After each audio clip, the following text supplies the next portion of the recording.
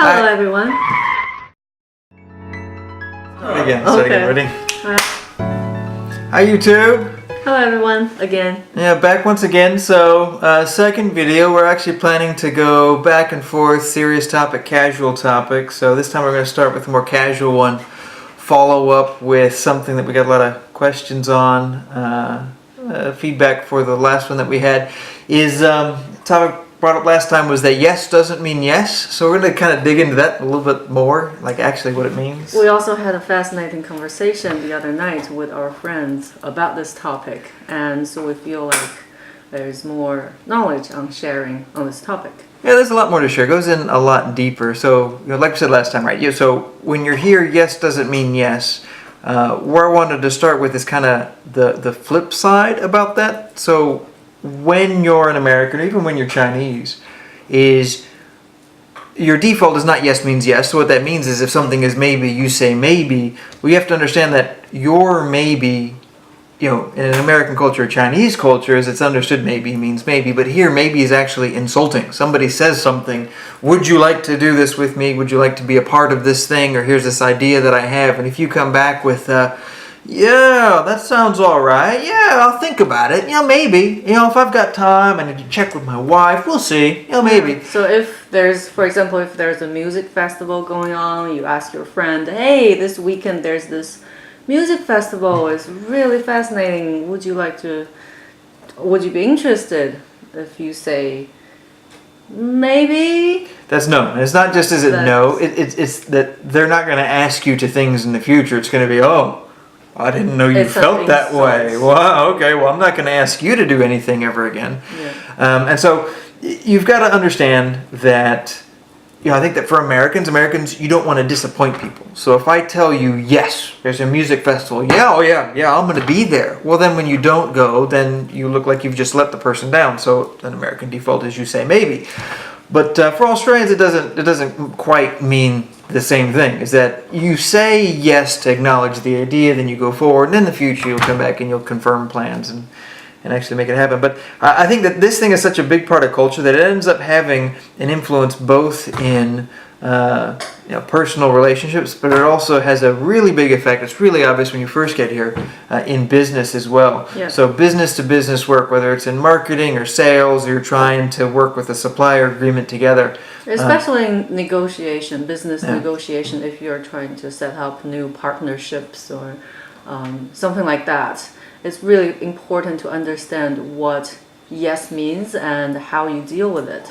Yeah, so what's said last time was that if you get a yes, you immediately think, okay, well, I'm good, and you're ready to go forward. But then what happens mysteriously, and it happens a lot more to foreigners, Chinese and Americans, than to Australians, is that... Or any new immigrant. Well, any new immigrant. But yeah, you come in, you feel like you've gotten a yes, and then when you follow up, all of a sudden they go silent. They don't answer your telephone calls, they don't answer your email, and you don't know why. For weeks and weeks. And during the meeting, everything went so well. They said, yes, so you were proposing, if our two companies work together, it's a win-win, let's work on these fields.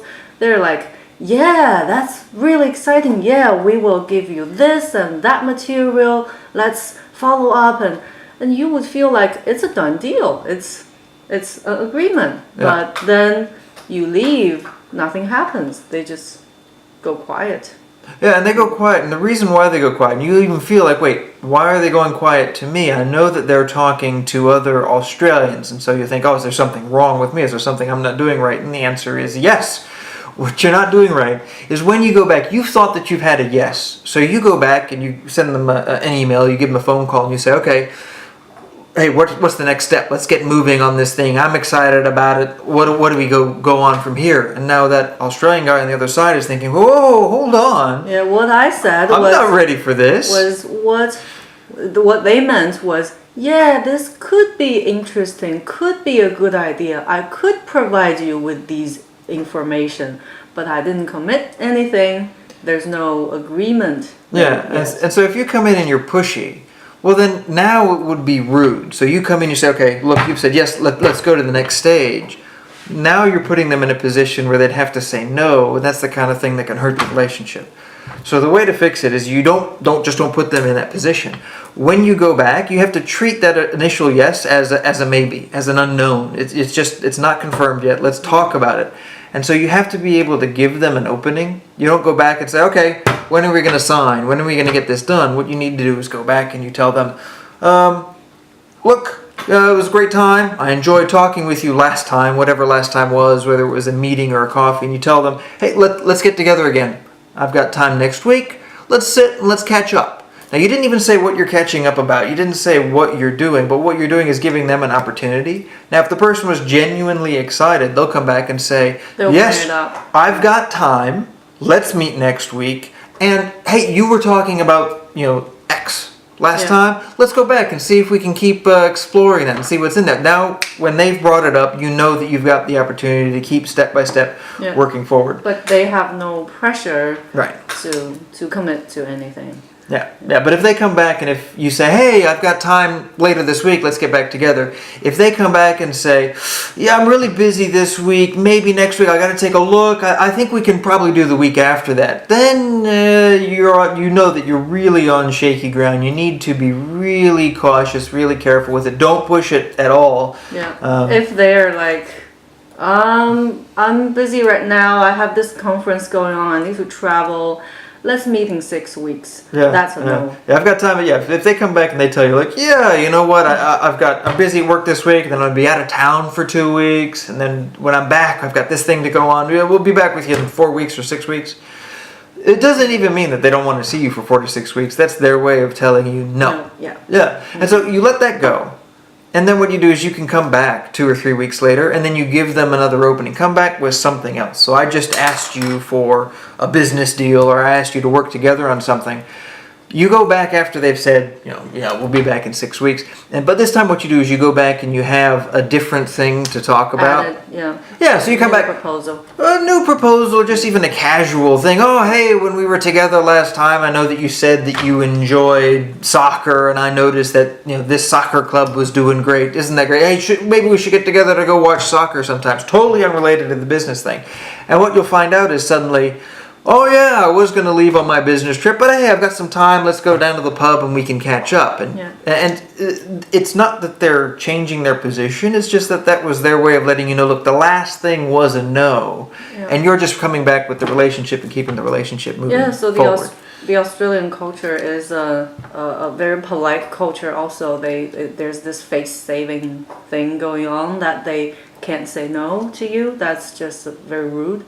So they have other ways to say no to you, like meet you in 6 weeks. But for most Americans, that means, okay, I'll meet you in 6 weeks. But it's different.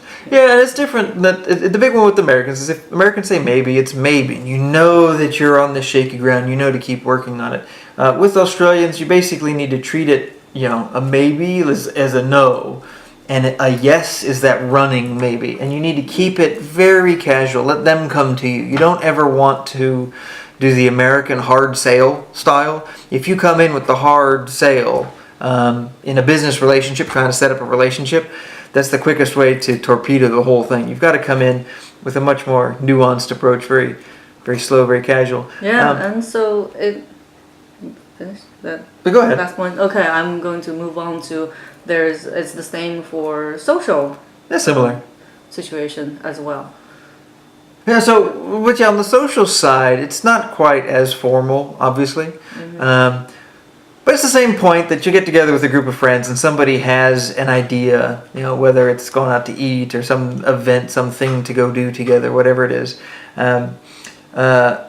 Everybody will be excited. Everybody will say yes. But again, don't assume that, okay, yes, it's going to happen. The expectation is that you're going to go back later and you'll confirm. So whether it's a day later, a week later, whatever, is that whatever there's been an initial agreement for, is that you'll go back and you'll say, oh, hey, remember when we talked about this thing? Yeah, it's coming up. Are you still interested? Would you like to go? Yeah, and sometimes they do it. They agree at the moment. For example, hey, there's this music festival going on. Would you want to go?